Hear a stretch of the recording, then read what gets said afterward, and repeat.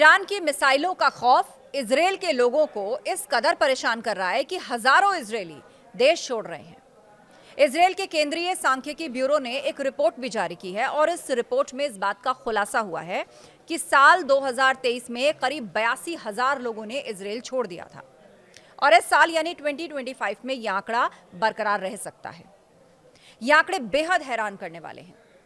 2024 में इन आंकड़ों को लेकर जो रिपोर्ट जारी की गई थी उसको लेकर मिडिल ईस्ट के अखबारों में कहा गया, वो कोट मैं पढ़ दे रही हूं आपके लिए। More than 82,000 Israelis have left the country in 2024 amid Tel Aviv's war on Gaza Strip.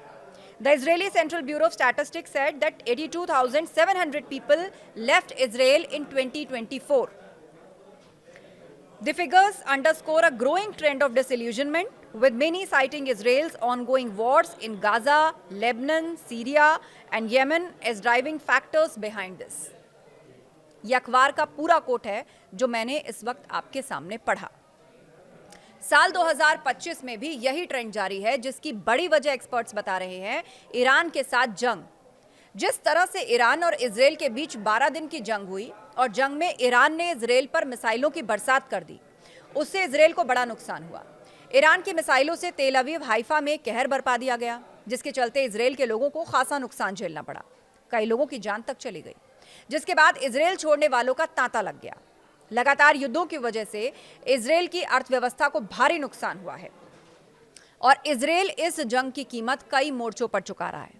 Israel की अर्थव्यवस्था मुख्य रूप से हाई टेक्नोलॉजी वाली इंडस्ट्री पर आधारित है। दुनिया भर की करीब 400 से ज्यादा मल्टीनेशनल कंपनियां जैसे गूगल, इंटेल और माइक्रोसॉफ्ट के रिसर्च सेंटर इजरायल में स्थित हैं और इसके अलावा डायमंड, कटिंग और पॉलिशिंग इंडस्ट्री इजरायली एक्सपोर्ट में बड़ा योगदान देता है। लेकिन जंग के कारण इजरायल को अर्थव्यवस्था के स्तर पर बड़ा झटका लगा है। युद्ध के दौरान भी इजरायल को खासा नुकसान झेलना पड़ा। इजरायल के लिए युद्ध की सीधी आर्थिक लागत बहुत भारी रही। वो हर दिन अरबों डॉलर का सैन्य खर्च कर रहा था, जिसमें मिसाइल से लेकर F-35 विमानों की उड़ान, गोला बारूद शामिल है। और सबसे बड़ा खर्चा तो ईरान की मिसाइलों को इंटरसेप्ट करने में हुआ, जिसके बाद भी ईरान की सैकड़ों मिसाइल इजरायल पर गिरी और भारी तबाही देखने को मिली। इन्हीं वजहों के चलते इजरायल की अर्थव्यवस्था को खासा नुकसान झेलना पड़ा।